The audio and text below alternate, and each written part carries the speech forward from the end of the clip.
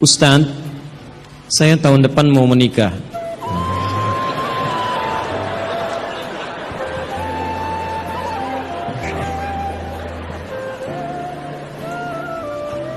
Selalu ada begini. Dengan seorang akhwat. Pasti seorang akhwat, gak mungkin ikhwan. Gak mungkin. Kalau seorang ikhwan ada yang salah dalam diri antum ya. Baik, Quran surah ke-49 ayat 13. Ya ayyuhan nasu inna khalaqnakum min dzakarin wa untha. Hei manusia, kami ciptakan kalian pasangannya laki-laki dengan perempuan. Ya, laki-laki disebut dengan ikhwan, perempuan disebut dengan akhwat. Jadi kalau antum ikhwat pasti pasangannya akhwat ya. Allah menciptakan Adam dengan Hawa, bukan Adam dengan Adam, ya, ini beda. Baik. Orang tua sudah setuju, alhamdulillah. Qadar Allah beberapa hari lalu ia memberi kabar bahwa ia sudah menerima lamaran ikhwan lain. Masya Allah. Baik, nasib. Padahal anak sudah sabar menunggu dia selama 4 tahun. Masya Allah. Baik, luar biasa. Kita sudah capek-capek hampir 2 jam mendapatkan cahaya, antum jadi meredup lagi. Masya Allah. Saya sabar menunggu dia selama 4 tahun tanpa komunikasi. Ini masalahnya. Beri saya nasihat Ustadz agar saya bisa melupakan dia, agar anak bisa fokus kembali. Allahu Akbar.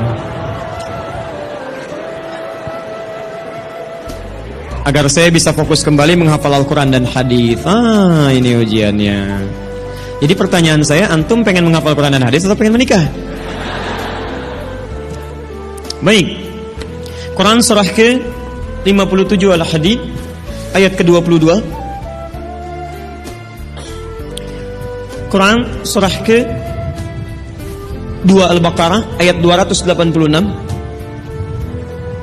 Quran surah ke-3 Ali Imran alhamdulillah ayat 142, posisi paling kiri sebelah atas. Taib. Saya mulai dari Quran surah Al-Hadid surah 57 ayat 22. Ma asaba min musibatin. Tidak pernah ditetapkan satu kejadian. Awas hati-hati.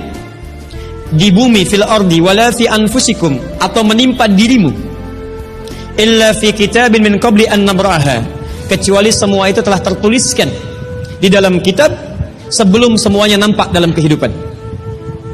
Ayat ini ingin memberikan gambaran bahwa semua kejadian-kejadian yang terjadi di muka bumi ini, termasuk dalam terkait aktivitas kita, termasuk dalam pencarian jodoh kita, semuanya telah tertuliskan, diatur oleh Allah Subhanahu wa taala.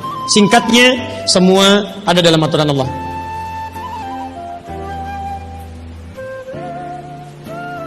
Fokus.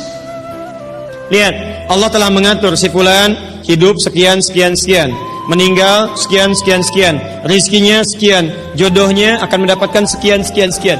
Sebagian tidak bisa diikhtiarkan seperti ajal nggak ada ikhtiarnya. Anda tidak bisa ikhtiar untuk bisa menunda atau mempercepat ajal, langsung nggak bisa diintervensi. Sebagian ada yang harus diikhtiarkan, hukumnya sudah ada, cuman kita tidak tahu bagaimana dengan takdir yang telah Allah tetapkan. Maka untuk mendapatinya, maka ikhtiar kita untuk meraihnya. Maka ada sesuatu yang ditempuhnya dengan cara ikhtiar. Taib. Di antaranya ini jodoh. Masya Allah. Allah telah tetapkan jodoh kita, diatur oleh Allah. Ini yang terbaik untuk kehidupan kamu. Tapi Allah merahasiakan kepada kita siapa jodoh yang dimaksudkan. Maka kita berikhtiar, yang dengan ikhtiar itu ada pahala didapatkan. Saya ulang, ada pahala didapatkan, ada kenikmatan dalam mencarinya. Bayangkan kalau kemudian nikah aja tiba-tiba tanpa ada pencarian. Antum gak akan pernah merasakan bagaimana nikmatnya ta'aruf, bagaimana nikmatnya mengenal, bagaimana mencari, bagaimana pahala bersabar, bagaimana nikmatnya berdoa, bagaimana istikharah dalam menentukan jodoh kita. Itu semua menghasilkan pahala dalam kehidupan kita. Maka yang pertama, lihat ketentuan Allah yang pertama, apapun ikhtiar yang telah Anda tempuh, maka semua ikhtiar ini tetap tidak akan keluar dari aturan Allah Subhanahu wa taala. Jadi kalau antum tadi sudah menunggu selama 4 tahun tanpa komunikasi, Masya Allah, sudah siap melamar, tiba-tiba Masya Allah dibalap oleh orang lain, kalah. Fokus. Maka bagaimana cara memahaminya? Perhatikan. Ikhtiar yang Allah tetapkan dalam aturan yang dibuat tadi, boleh jadi tidak harus selalu menyampaikan kita pada tujuan yang kita inginkan. Karena aturan Allah itu ketika ditetapkan akan bersanding dengan maslahat bagi kehidupan kita yang menjalaninya. Ingat ini ya, ingat. Aturan Allah ketika menetapkan, fulan, rezeki kamu sekian, fulan, fisik kamu begini, fulan, jodoh kamu si fulan, si fulanah.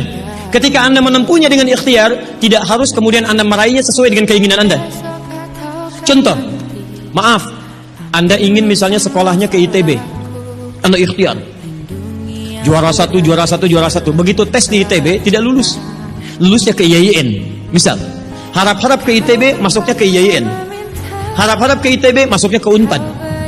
Ketika Allah kemudian menakdirkan Anda, misal keinginan Anda ke UNPAD, keinginan Anda ke ITB, tapi kemudian tiba-tiba beloknya ke UNPAD, bagaimana memahaminya? Perhatikan, kadang jalan kehidupan yang telah Allah tetapkan bukan harus menentukan hasil sesuai dengan yang Anda inginkan, tapi Allah menetapkan sesuai dengan apa yang Anda butuhkan. Anda ingin ke ITB, tapi apa yang Anda dapatkan di ITB bukan maslahat buat kebutuhan Anda. Maka dibelokkan oleh Allah ke UNPAD supaya Anda mendapatkan apa yang Anda butuhkan dalam kehidupan Anda. Karena Allah mengabulkan apa yang Anda butuhkan, bukan apa yang Anda inginkan. Saya ulang, Allah mengabulkan hanya apa yang Anda butuhkan, bukan apa yang Anda inginkan.